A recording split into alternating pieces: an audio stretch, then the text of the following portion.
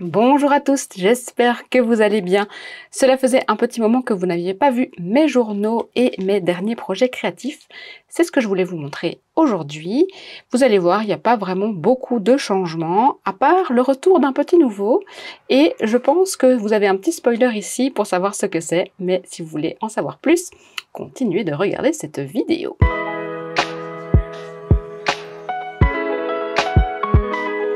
On va commencer par le Hobonichi. Hobonichi, j'ai fait un énorme récap sur Patreon. J'ai fait une toute longue vidéo bilan de Hobonichi, de ce que j'en retiens après 6 mois. Donc si jamais c'est une vidéo de 1 heure où je monte mon Hobonichi et aussi le cahier que je vais vous montrer juste après. Mais je voulais quand même déjà un petit peu vous montrer ce qui s'est passé en juin et juillet dans mon Hobonichi. Vous allez voir, pas grand chose de nouveau. Comme d'habitude, je vous prends le Hobonichi dès le début. Rien de nouveau pour le début. Le tracker est toujours là. Pour les mois, on est toujours dans une forme de gratitude avec ce que je tiens un petit peu dans mes journées, un petit mot-clé, ce que je regarde, ce que je lis, ce que j'écoute, etc. Ça, il n'y a vraiment rien de changé, même si en juin, j'ai vraiment beaucoup décroché. Et en fait, ça va être le résumé de mon Hobonichi, c'est que j'ai décroché. Voilà, après 6 mois, j'ai décroché et je vais vous montrer un petit peu comment je gère ça. Là, on est en juillet, j'ai même pas décoré ma page du mois de juillet, j'avais juste pas envie. Au niveau des semaines, c'est le déclin total aussi. J'ai pas du tout avancé dans mes semaines non plus. J'ai même pas noté de brouillon, de quoi que ce soit. Depuis fin juin, voilà, fin juin, 23 juin, on va arriver là en juillet. Je n'ai rien fait du tout. En fait, pour le moment, je ne ressens juste pas le besoin de venir écrire, de venir raconter mes journées. Voilà, c'est très sporadique, on va dire. Ensuite, pour les pages du mois, je vous avais quitté avec le mois de mai où je vous avais beaucoup parlé de mes aventures abstraites et je vais encore vous parler de mes aventures abstraites. Et dans la dernière vidéo d'ailleurs, j'avais émis la question de est-ce qu'on est un vrai artiste même si on n'expose pas? Et merci beaucoup à vous toutes pour tous les commentaires super gentils que vous avez écrits et de la façon dont vous m'avez rassurée. Et en fait, le final, c'est que c'est vrai, oui, je suis une artiste même si je n'expose pas. Et je suis très contente de faire de l'art dans mes cahiers. C'est mon safe place, je me sens bien, je fais de mal à personne.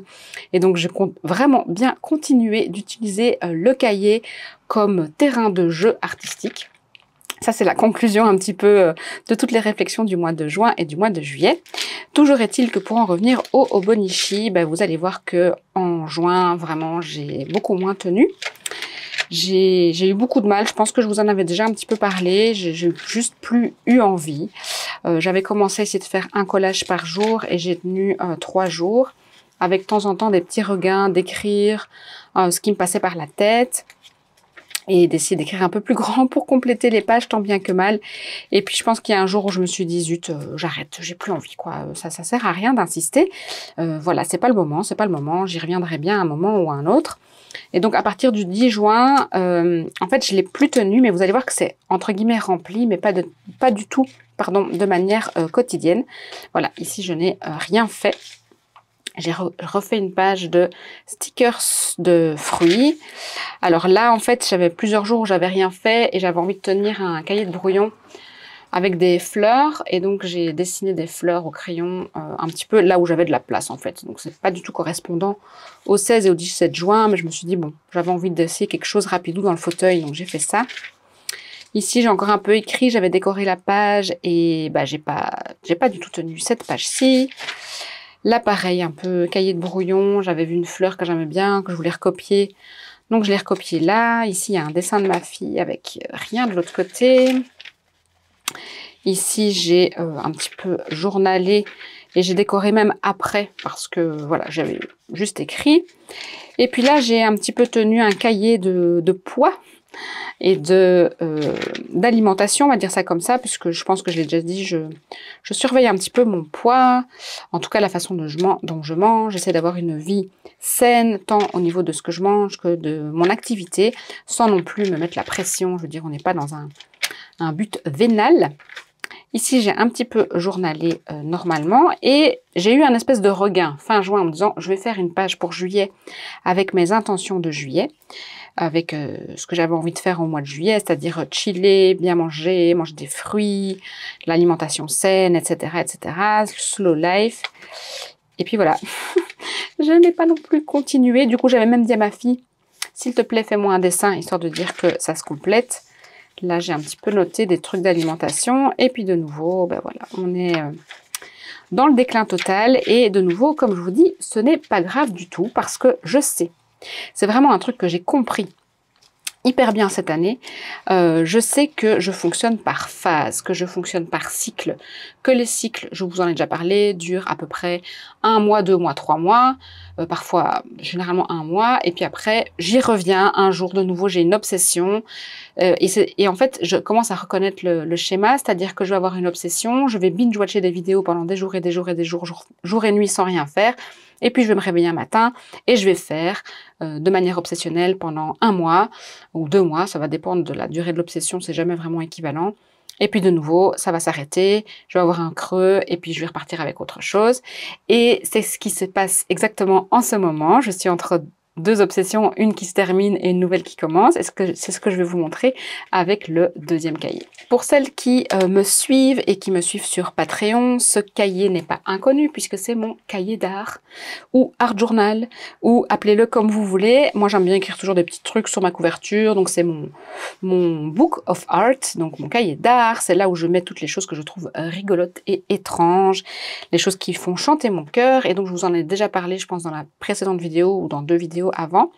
C'est le cahier où je fais de l'art abstrait. À l'intérieur de ce cahier, j'ai collé les 2 cartes mentor de 2 artistes que j'aime beaucoup, à savoir Lisa Condon et Frida Kahlo, et qui m'accompagnent dans ce chemin artistique. Et donc, je vais rapidement vous le parcourir parce que je pense que je ferai un flip through quand il sera complètement fini. Mais donc, je fais de l'art abstrait tous les jours. Depuis le 9 mai, en fait, donc celui-ci, c'est mon premier cahier vraiment dédié à ce style d'art abstrait, coloré, les formes géométriques, inspirées de Kinda Khalidi, entre autres, de Lisa Condon et plein d'autres artistes. Mais celui-ci, je l'ai commencé le 31 mai parce que j'ai terminé d'abord d'autres cahiers. Alors ça, pareil, j'en parle beaucoup sur Patreon, de tout ce que j'ai terminé, de tous mes projets en cours. Donc de nouveau, si vous voulez le détail et suivre mes aventures au quotidien, c'est là-bas que ça se passe. Mais donc, c'est mon cahier d'art abstrait. Et donc là, depuis le 31 mai, je suis occupée absolument tous les jours. J'explore beaucoup l'univers marin. En fait, j'associe un petit peu cet art abstrait à des espèces de paysages psychédéliques, des représentations de mon quotidien aussi, avec des machines à café, des choses que je mange, avec la gaufre, mais aussi juste parfois l'exploration de formes géométriques que j'aime, de couleurs. Parfois ce sont des copies aussi de Sonia Brittain qui m'inspirent beaucoup, dont j'ai déjà aussi beaucoup parlé. Donc je copie ce qu'elle fait, puis après j'essaie de faire autre chose. Ici j'ai copié quelque chose de Cara Rooney. Étant donné que j'ai fait vraiment la paix avec cette histoire d'exposition, de vendre mon art, de grands artistes, etc. Eh bien je m'autorise tout, je m'autorise à copier. Ce cahier il est pour moi. Je vous le montre ici sur YouTube où je vous explique qui sont mes inspirations. Mais voilà, je ne m'approprie pas cet art, c'est vraiment pour moi. J'ai vu ça dans une vidéo sur TikTok, je crois que c'était Megan and the Moon, elle disait qu'elle était un process artist. Et ça m'a vachement parlé parce que je me considère comme ça. En fait, j'aime faire de l'art pour faire de l'art. J'aime faire des choses, j'aime occuper mes mains, j'aime occuper mon esprit. J'aime explorer les couleurs, les médias, toutes les techniques. J'aime explorer les différentes formes d'art. Parfois c'est de l'illustration, parfois c'est de l'art abstrait, parfois c'est du collage, parfois c'est du journaling. J'ai besoin de le faire, mais je suis pas dans le résultat à proprement parler, même si bon, je cherche quand même un résultat et une forme d'esthétisme qui me correspond. Mais c'est pas dans le but, c'est plus dans le but en tout cas d'en faire une carrière ou quoi aux caisses. Je suis un artiste du hobby et j'apprends vraiment à chérir ça avec beaucoup d'amour. Et donc voilà sur quoi je suis occupée. Enfin, j'étais occupée tout le mois de juin, vous voyez, j'en ai fait vraiment beaucoup. Quand je vous le ferme, il a déjà bien explosé. C'est un cahier Talens en 100...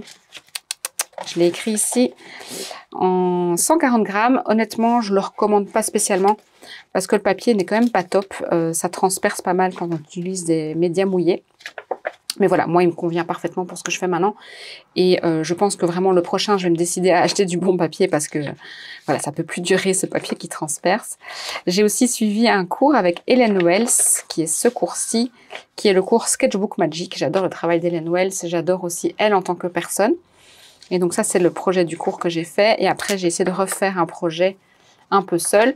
Je suis pas particulièrement fan de ce type de création, je vais dire ça comme ça. Mais voilà, j'ai appris des choses et c'était quand même très amusant. Et puis, alors, j'ai fait ça qui est une création que j'adore, mais que j'ai explorée qu'une seule fois. Voilà, donc ça viendra peut-être encore. Vous voyez aussi que c'est très coloré, c'est très mix média, c'est très sale, c'est très brut. C'est tout ce que j'aime et ce papier qui fait du bruit quand on l'utilise. Donc ça, c'est vraiment mon cahier d'art du mois de juin. Et puis, vous allez voir que donc j'en ai fait tous les jours, parfois même 3 fois par jour, matin, midi et soir. Et à partir du 29 juin, donc déjà 27 juin, et c'est là que je me rends compte en fait des cycles. Donc 26 juin, 27 juin, et puis ça commence à s'espacer. J'ai plus l'engouement de le faire tous les jours, j'espace, c'est 2 jours, puis je loupe un jour, puis 27, et puis 29, et puis là c'est encore 29, et puis 2 juillet, et puis 3 juillet. Et souvent dans ces périodes-là, c'est que je suis occupée sur autre chose, et c'est comme ça que vient s'imbriquer en fait les nombreuses passions que j'ai. C'est qu'il y en a une qui s'espace, qui s'estompe tout doucement, et il y en a une nouvelle qui apparaît, un nouvel engouement, une nouvelle passion, une nouvelle obsession. Et ça, c'est la 3e partie de cette vidéo. C'est mon nouvel amour pour le coloriage. De nouveau, si vous me suivez depuis longtemps sur YouTube, vous savez que j'ai acheté ces 2 cahiers de coloriage l'année dernière, en septembre, après mes vacances, puisque en vacances, j'avais fait un petit peu de coloriage et j'avais trouvé ça très très chouette. Et donc, je me suis acheté ces cahiers-ci, qui est le Spooky Cutie de Coco Wayo et le Year of Witches. Alors, je n'ai pas du tout abandonné ces cahiers, c'est vrai que je ne vous les ai plus montrés depuis l'année dernière. J'ai continué à faire des coloriages dedans un peu de manière ponctuelle, ici et là, quand j'avais du temps, mais pas non plus de manière, comment je vais dire, acharnée, parce que en fait, quand j'ai reçu les cahiers, c'était la fin de la période, de la phase du coloriage.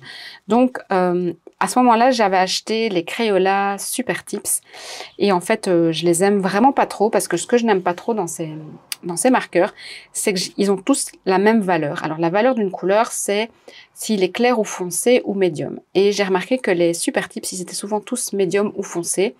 Et donc, du coup, je trouve que ça donne un effet très foncé et ça manque un petit peu de contraste au niveau des couleurs. C'est difficile d'avoir des couleurs claires. Donc, j'ai pas trop apprécié, mais après, je le faisais vraiment juste pour passer le temps. J'avais dit à l'époque que c'est typiquement le genre de truc que je peux faire avec ma fille. Elle est occupée sur son coloriage et moi, je fais le mien. Je peux caser ça entre 2 trucs. Et ce que j'aime beaucoup dans ces coloriages, c'est qu'ils sont assez grands. Ils se terminent assez facilement. Et donc, allez, j'ai quand même pas mal fait de création et de coloriage là-dedans. Donc, ça, c'est ceux de l'année passée. Même celui-là est plus récent, je vais vous expliquer après. Donc, j'avais fait celui-ci, où là, par contre, j'ai vraiment mélangé plein de médias. J'ai mis du crayon, j'ai mis du Posca, j'ai mis du Super Tips, mais aussi d'autres marqueurs que j'ai. Ici, j'avais fait celui-ci. Et honnêtement, je suis très, très satisfaite de ce cahier, que je trouve que j'ai quand même pas mal utilisé.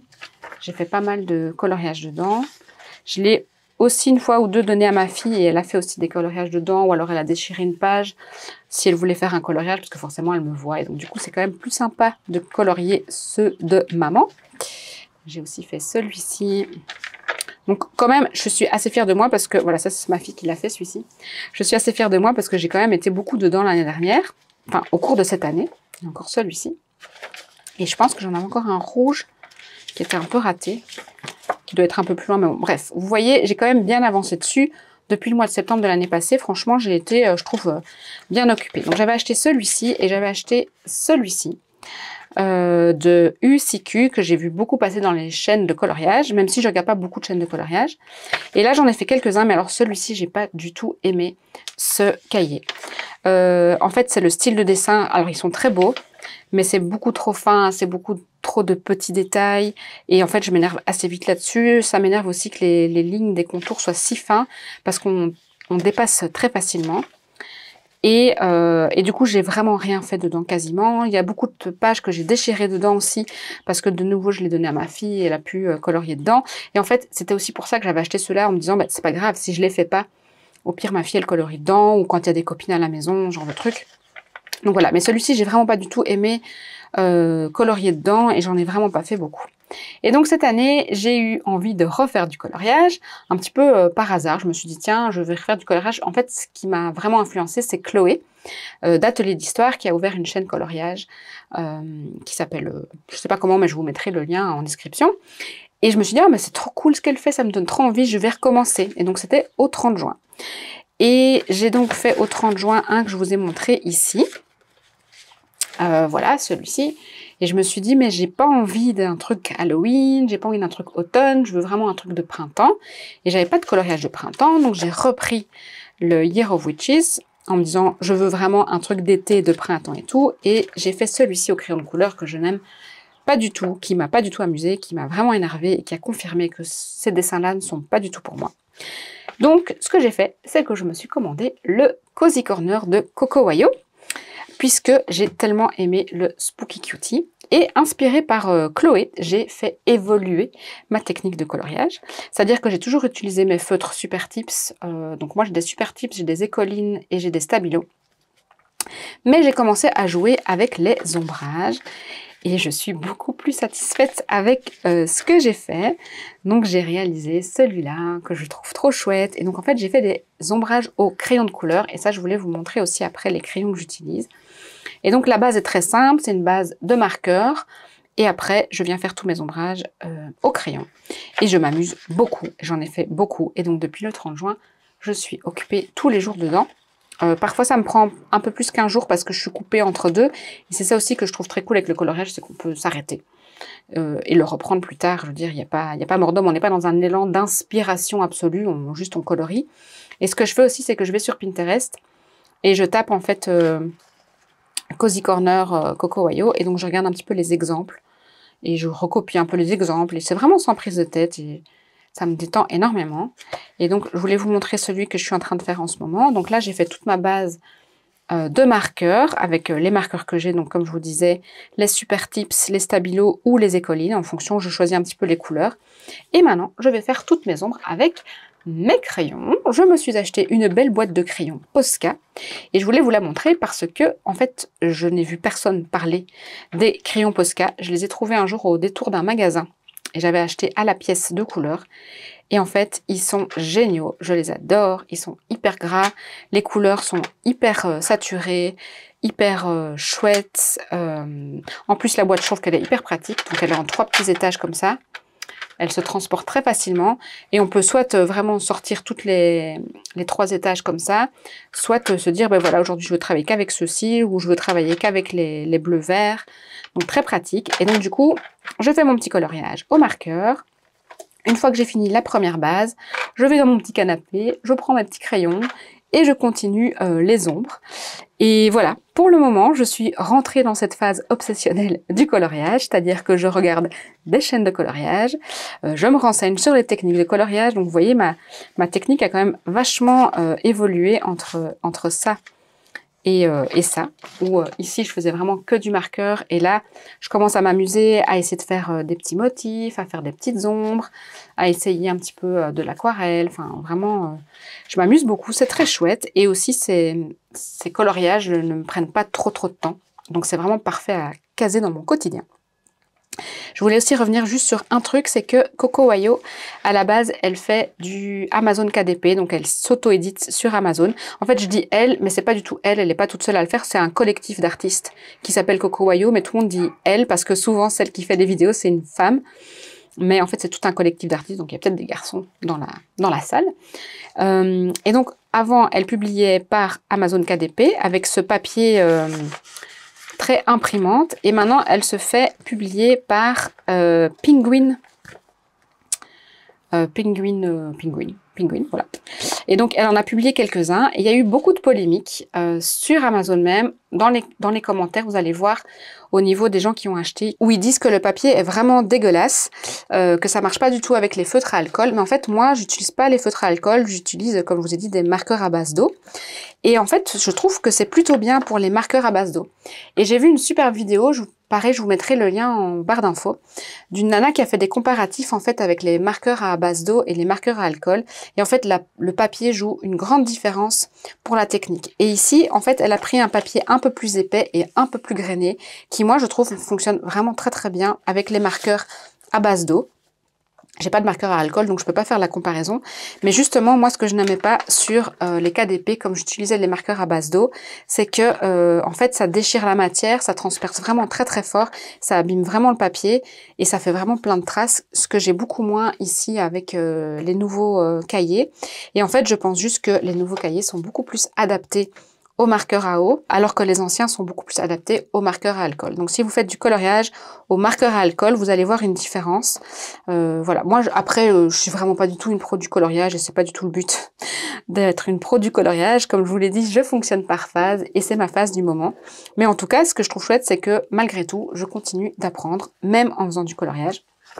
Et c'est juste beaucoup trop chouette. Voilà pour la vidéo de ce mois-ci, la vidéo du moment et les projets du moment. J'espère que vous avez appris des trucs et que ça vous a inspiré dans votre petit quotidien. Sur ce, d'ici la prochaine vidéo, je vous dis prenez bien soin de vous et de votre créativité. Bye!